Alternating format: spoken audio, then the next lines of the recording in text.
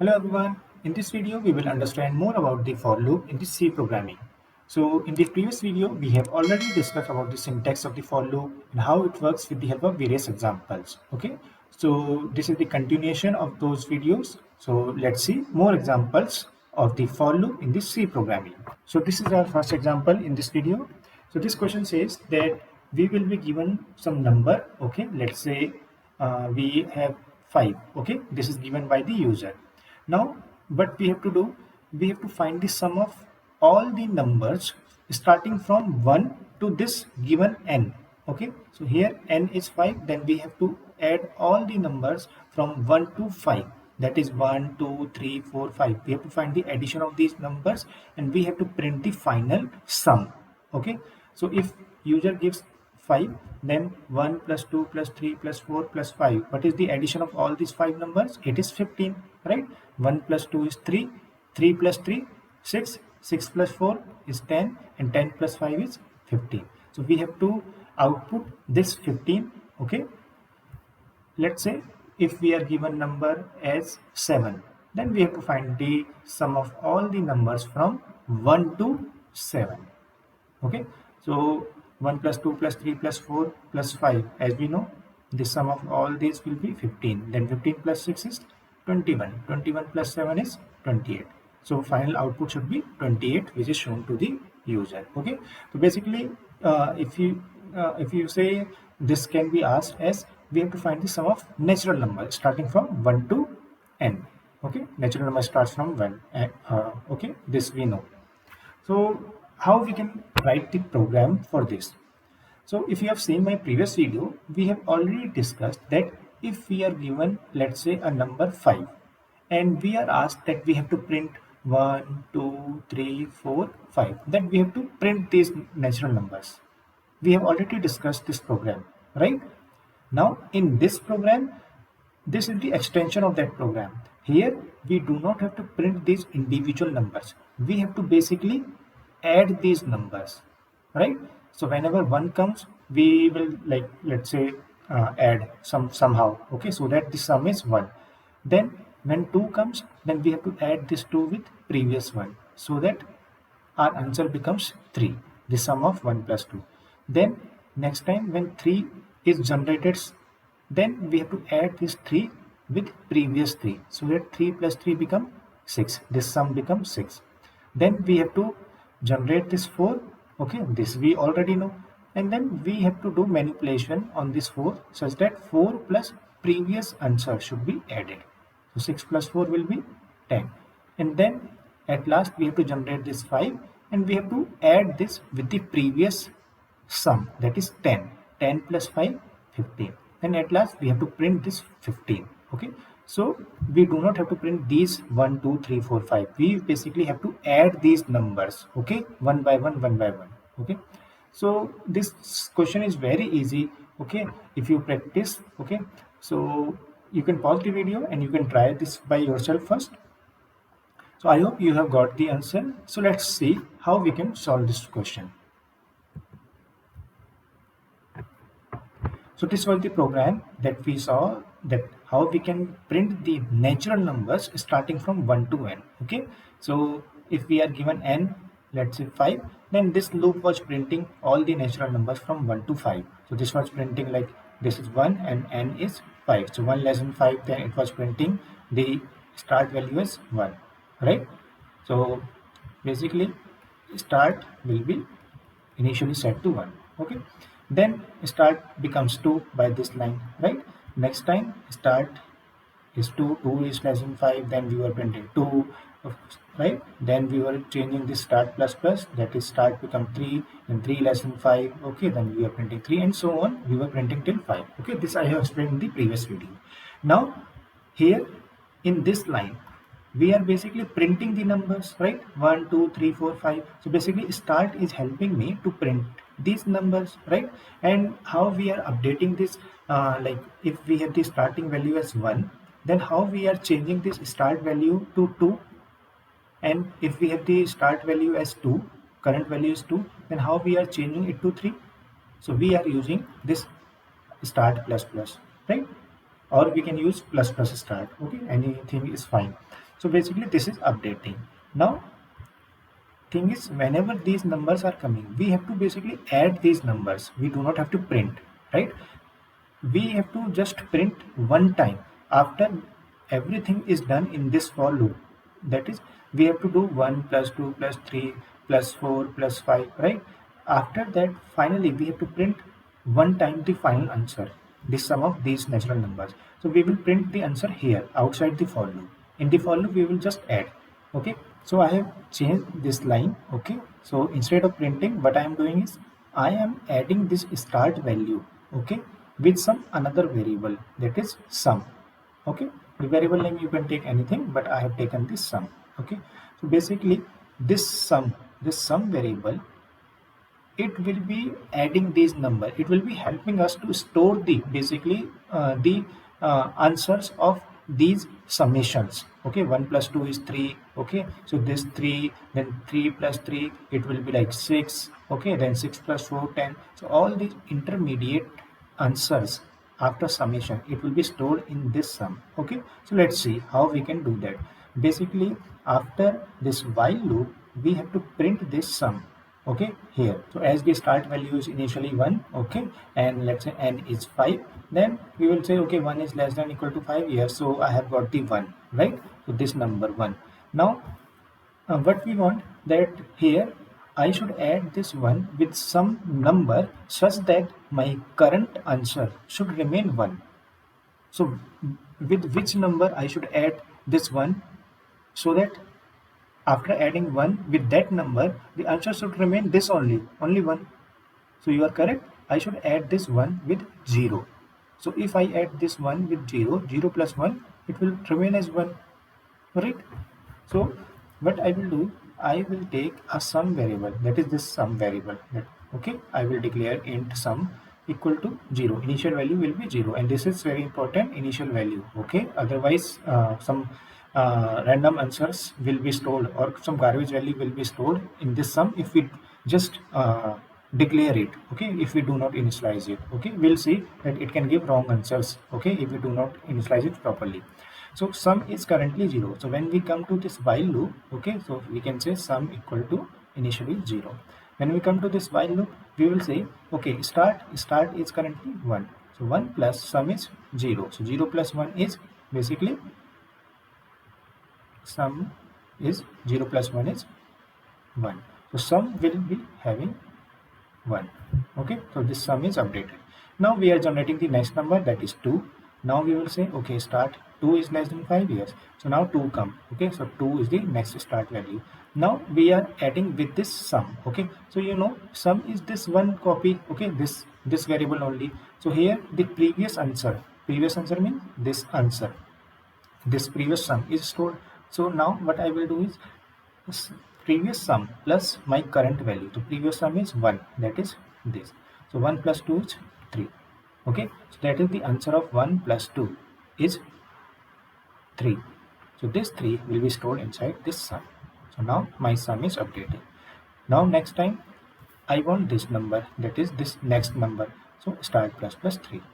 Now I will say 3 is less than 5 years. So I will say add my this new number, that is 3, that is this number, with my previous sum. Previous sum was 1 plus 2, that is this 3, and this 3 is saved inside this sum variable, that is this variable, right? So 3 plus 3 is 6. So my sum will be 6. Okay, now I want new number, that is 4. So this is normal 4.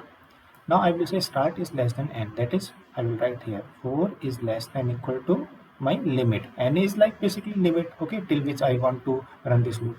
Now start is less than 5, yes, 4 is less than 5. So again I can add this 4 with my previous sum. Previous sum is 1 plus 2 plus 3. This previous sum is 6, which is stored inside this sum variable. Okay, so sum variable is basically storing the intermediate addition values. Okay, or you can say the partial sum.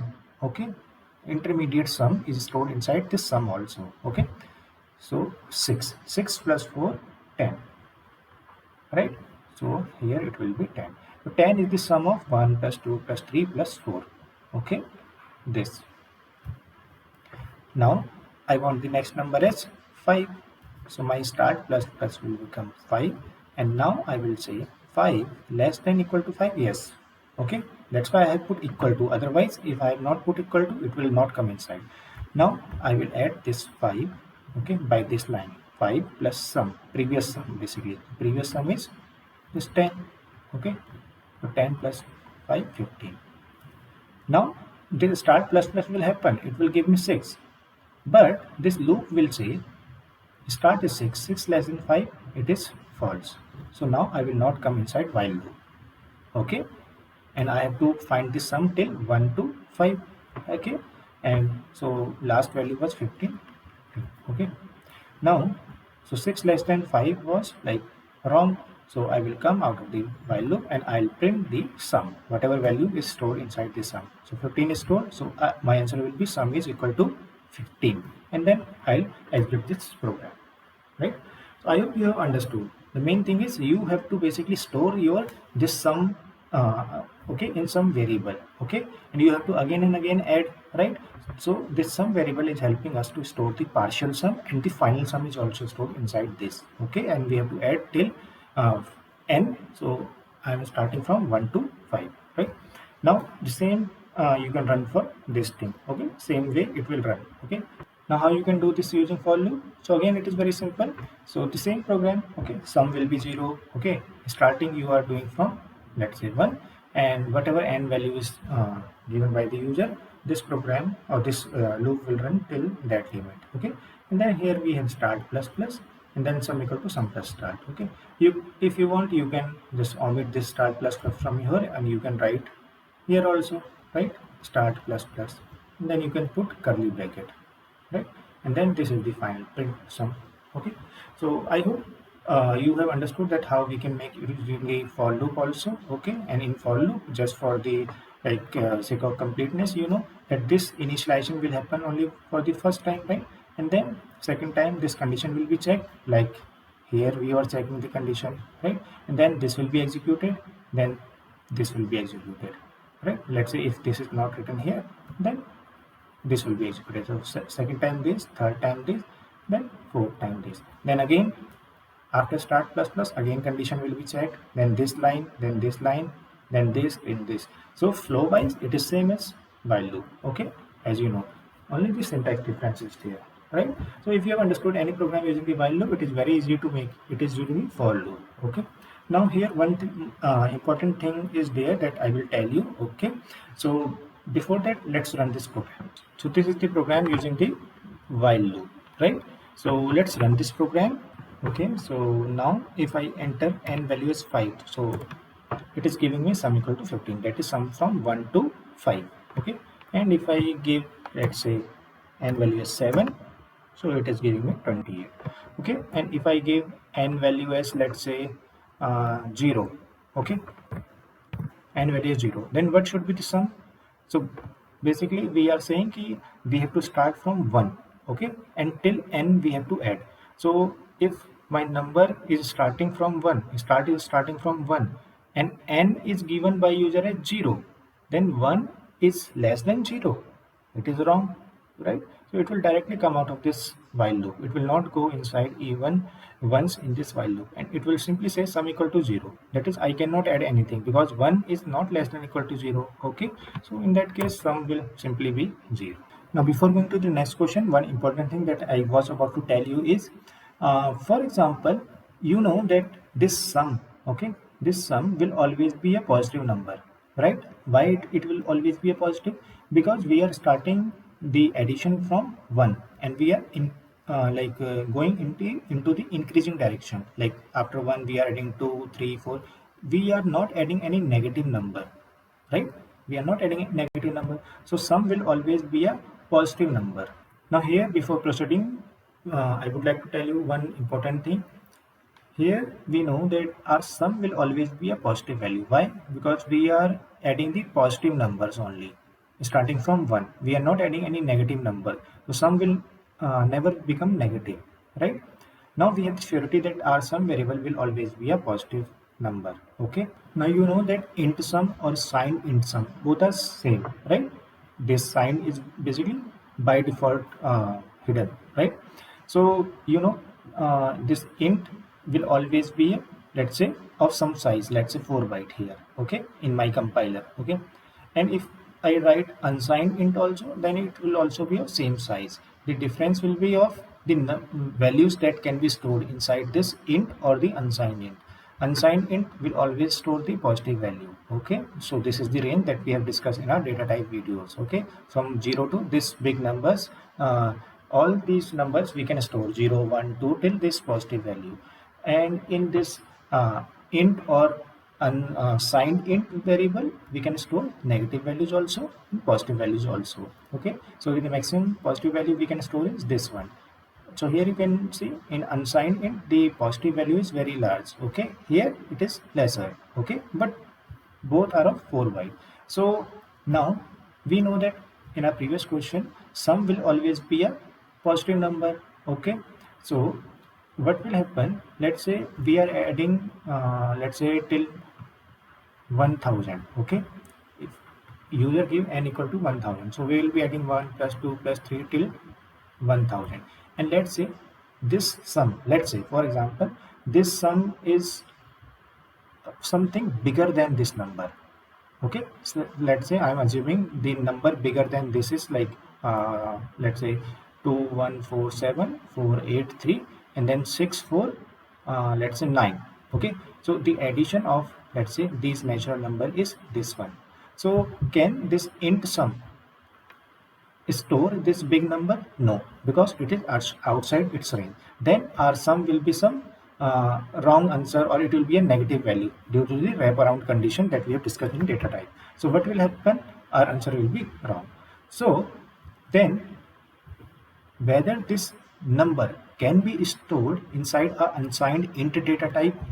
Yes, because this number can fit in this range, right? So if I have taken the sum variable as unsigned data type, unsigned int sum, then the sum of 1 to 1000 can be adjusted in this sum variable and my answer will come correct, okay. This can be stored.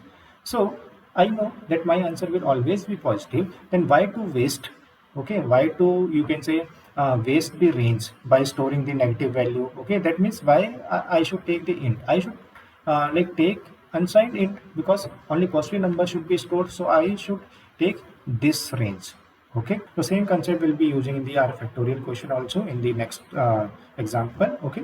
So let's proceed to the next question first.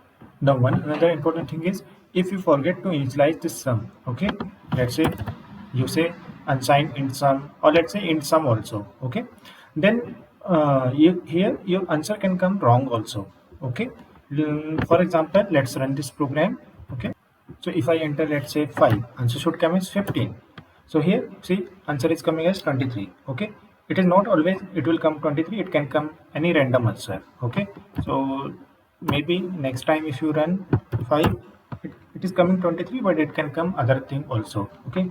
So why it is coming wrong, okay. So let's say if I enter 3, okay, so 1 plus 2 plus 3 should be 6, but it is coming as 14, okay, some other answer.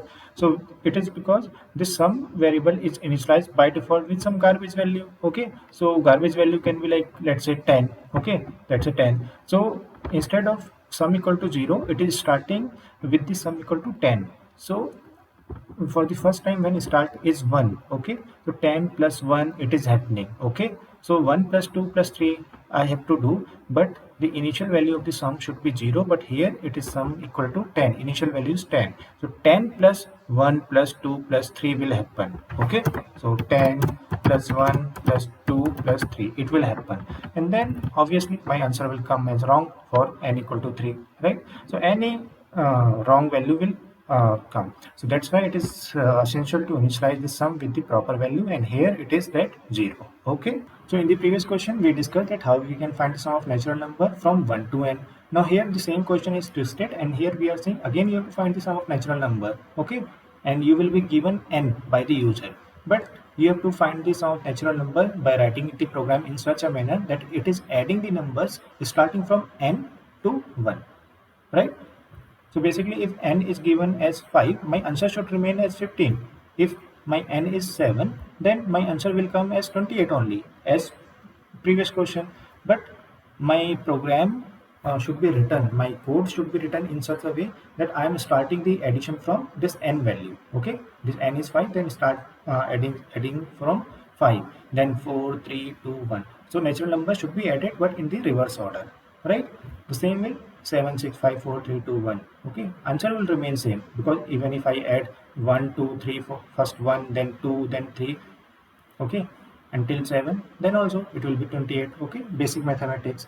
So I have to write this program in the reverse order, starting from n to 1. Okay, again it is very simple. You have seen that how we can print the numbers in the reverse order. Okay, so the same thing, or same logic you have to use here again. Okay,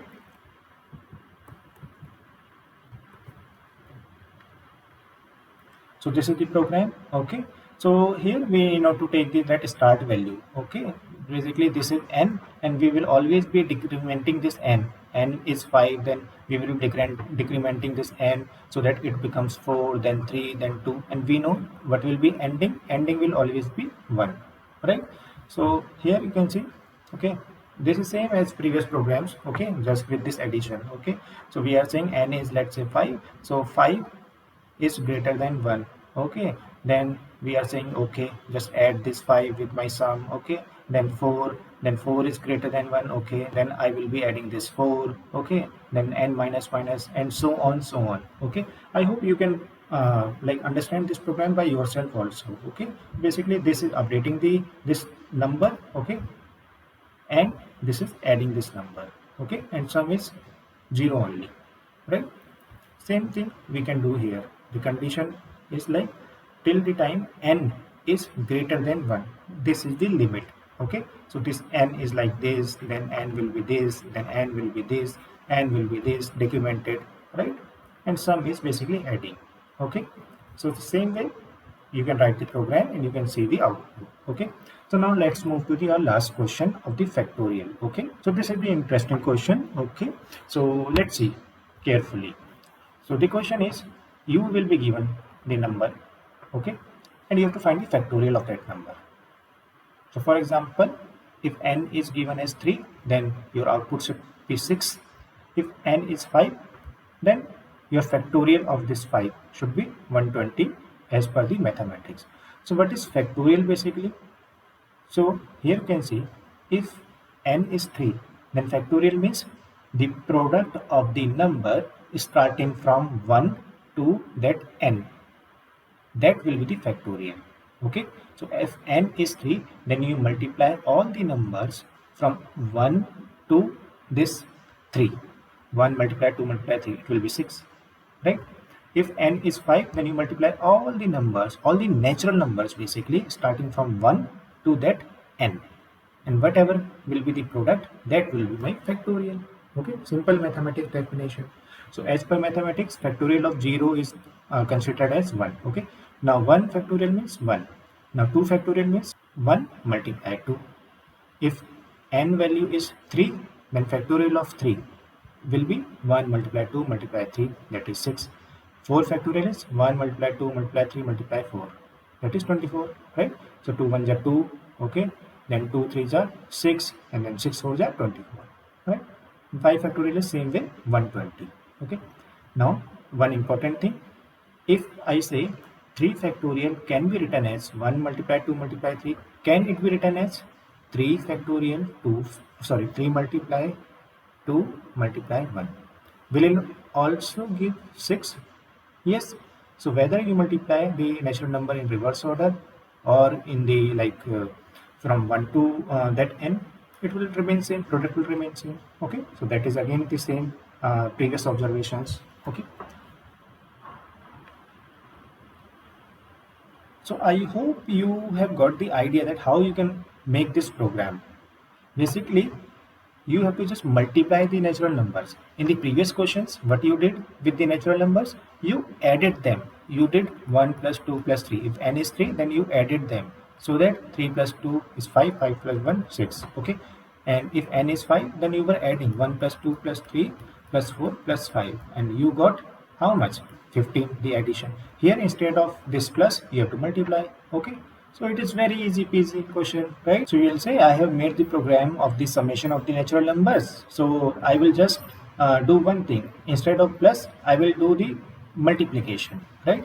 And let's say instead of sum, I am using a readable name, let's say fact, okay, which will actually store the factorial, okay, this 6 or this my 120, the final output will be stored inside this fact. So I just do one thing, int fact equal to 0.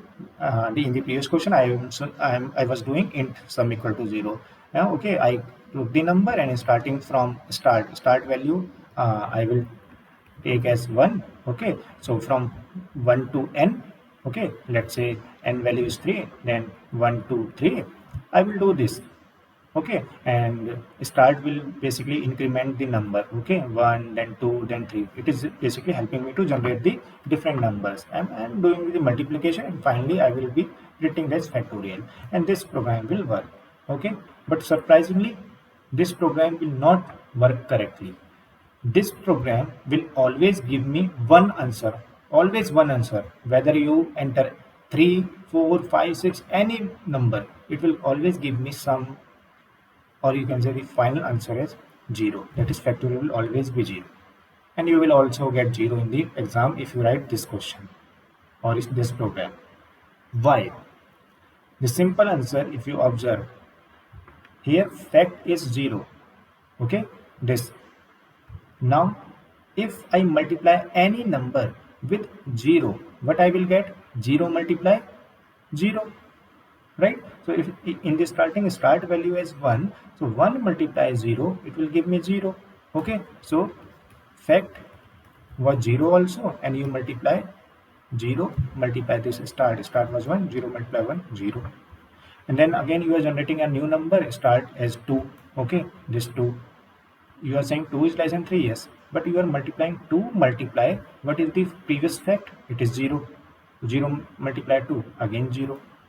Okay, so no updation. You should get 2 multiply 1 as 2, but you are getting 2 multiply this previous answer, that is 0. 2 multiply 0, 0. It will always be 0.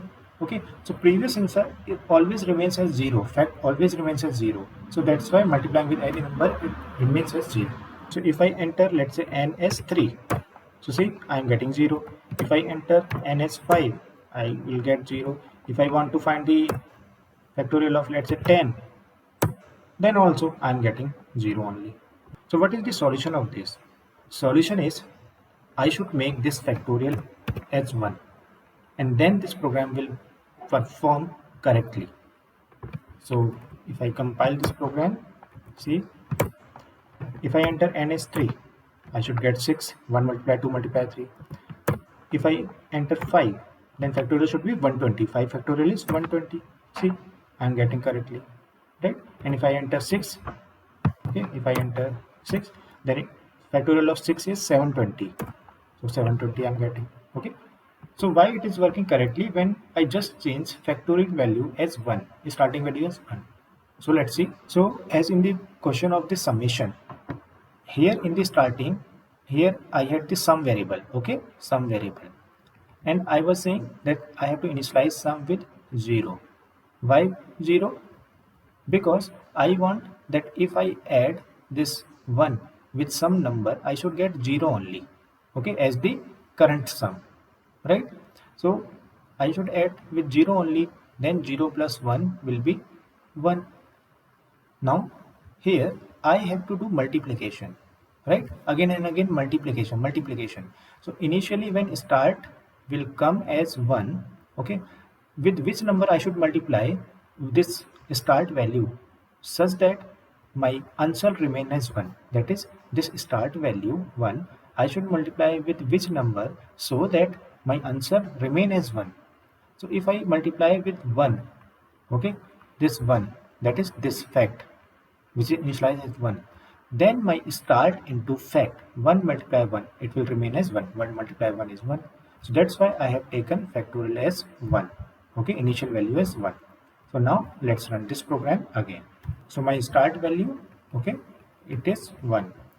Factorial is 1. Now 1 is less than or equal to 3. Okay, I am checking for this example. So 1 is less than 3. Okay, so I will take this 1, and 1 multiplies my fact initial value. It will be 1. 1 multiply 1 is 1. So my fact will be 1. Now I'm generating the next number. Okay, that is 2. That is this 2. Now I should multiply this 2 with the previous answer. Previous answer is stored inside this fact. So I'll go here and I will say 2 less than 3. Yes, come. So now here I will say start, multiply my previous fact. Previous fact is 1. Okay, so 1 multiplied 2 is 2. So I'm storing here 2. Now I'm generating start plus plus, that is 3. That is 3. So till this point my fact is basically storing the answer of this product of these 1 multiplied 2 here. Now I have this number as the start value, so I will say start. Okay, first I will come here, 3 less than equal to 3. Yes, now I will say start 3 multiply with this answer. Okay, multiply with fact. So fact, that is previous factorial, is stored inside this.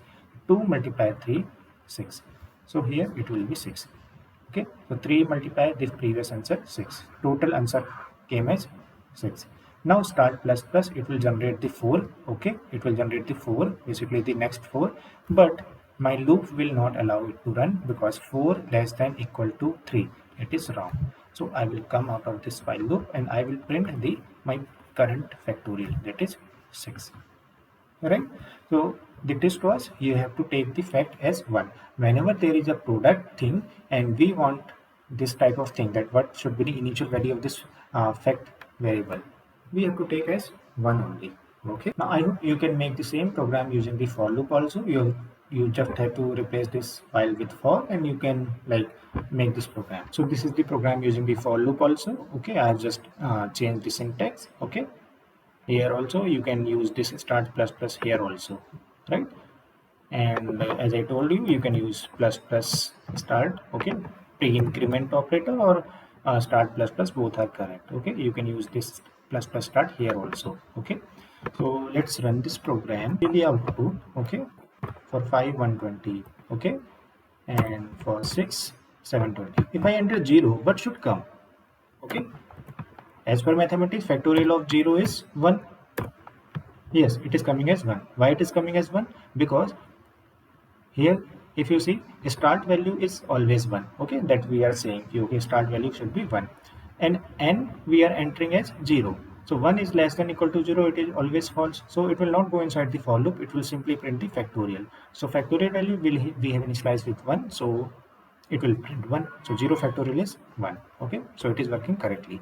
Now before ending this video, I want to tell you one important thing regarding the factorial, that is overflow. Okay, you heard it right, overflow. What is this overflow? So basically after some time, okay, for some big numbers, the factorial answer, okay, the output will not be able to be stored inside this fact variable. Okay, let me show you. So till you can say, you can experiment till 11, okay, or till 12, it will give me correct answer. Okay, so let's say 11, if I want to say 11 factorial, so 11 factorial, it is giving me this answer. Okay, so I'll show you in my calculator. Okay, 11 factorial. So see, this is same answer, 39916 800. My program is also working correctly. Okay, so factorial is correct. Now if I say factorial of 12, it is saying this thing. Okay, so here if I say 12 factorial, okay, 4790 this. Okay, the same answer is coming, it is correct. But if I want to see factorial of 13, so it is showing 193 something, right? And if I see in my calculator 13 factorial, it is showing something else, right? And this is big number, and whatever my program is giving, it is smaller number. Okay, you can see. So why it is giving me wrong answer? My program is giving wrong answer. Why? So let's see the answer. So as you can see, 13 factorial is this number, right? This is the correct as per the mathematics, but I was getting the wrong answer. Okay, something like lesser number. Now the reason I'm getting the wrong answer is this factorial is of signed int data type. Okay, if I have not written anything, that it will be signed int. Okay, and the range of the signed int is, let's say if it is of 4 bytes, then these numbers can be stored. This is the smaller negative number and this is the like maximum positive number that can be stored. Okay, now what is happening inside this fact variable after the multiplication, okay, for the n equal to 12, after the multiplication this answer should be stored, but this is so much big number, okay, you can see this is smaller number and this answer of the 13, this is bigger, okay, and this is smaller, so this answer will not be able to be stored inside this fact, okay, right, because it is of signed int. So due to this, what will happen, wraparound thing will happen and answer will come something around in between, right? So that's is the reason, that's why it is coming wrong, okay, the factorial answer is coming wrong. So what is the remedy for this if I want to correctly print this answer by my program? So the reason is this fact size, okay, it should be increased. So basically fact size I will not be able to increase, okay, if I want to write int fact, okay, int fact it will be 4 byte. Even if I write unsigned int fact, then it will also be 4 byte. But the twist is this unsigned int will be able to store only positive numbers. And if you see, this number is again bigger than this number. Although I am able to store only the positive numbers, okay, using the unsigned int, okay, but again this number will be smaller and this number is bigger, so unsigned int will not help. But on the same line I can use the unsigned long int, okay. Just to tell you, unsigned long, this is also a 4 byte, okay, as per my compiler, and it is also of the same range, okay, so that's why unsigned long will also not help, okay. Unsigned int and unsigned long both are of same size, same type of value it is storing in my compiler, okay. So what I can do, I can again increase the size of this fact variable by taking unsigned long int fact, okay. So then it will be of 8 bytes and it will store these numbers 0 to this big number. Now this number is very small than this, so this answer will be easily be able to be stored inside this fact variable if fact is of this type, okay. So the idea was increase the size of this fact such that it can store the positive the bigger numbers, okay. And as we know, the factorial will always be positive, so better is to go to the unsigned data type, okay, and accordingly see which data type, okay, long or long can store this answer, okay. And why we are not interested in taking this fact as basically signed, because signed will also take the space to store the negative value, and factorial cannot store the negative values, okay, it should not store. So better is not to go with the signed data type, go with the unsigned data type and proceed accordingly, okay. So I hope you have understood that, okay, why we are taking the unsigned data type, okay. Now if I find the factorial of 20 also with this unsigned long int, it will also be coming correctly, okay, because 20 factorial is this one and this number is again smaller than this number, okay. So same way, if after some time, let's say if you want to find the 100 factorial, it may happen that 100 factorial is very large than this number, okay, then again unsigned long int will not be able to help us. Then there is another way to store the factorial of very large number, okay, that is we are not understanding this way, okay, that I will not tell you in this video. I will make the separate video for this, okay, that how we can do that. But for the sake of this video, it is fine that if you tell the interviewer that this thing also unsigned and unsigned long, okay, this is also fine, okay. So let's see in the Visual Studio and then we will end this video. So now here I have made this fact as unsigned, okay, and I am printing it using the %u, okay. But again the answer of this 13, it was not be able to be stored inside this fact unsigned int, okay. So again it will come wrong, so better is to go with the more bigger data type, unsigned long int, okay. So for unsigned long int is u for unsigned, then lu means long unsigned, okay, or sorry, unsigned long. If I do llu, then it will be unsigned long, okay, double L. So if I run now, if I say 13, so it is coming the same, okay, here the same factorial. So till 20 also it will come correctly. If I say 20 factorial is this thing, okay, 24 this, and and if I say here 20, so here you can see it is basically the same answer. Yes. Okay. Same way you can check for the other input till the time my answer is within this unsigned long int range, it will come correctly. Okay. So I hope you have liked this video. So please like, share, and subscribe this channel, and also let me know what other videos you want in the comment box. Okay. Any suggestion you want to put, you please put in the comment box. See you in the next video. Till then, goodbye.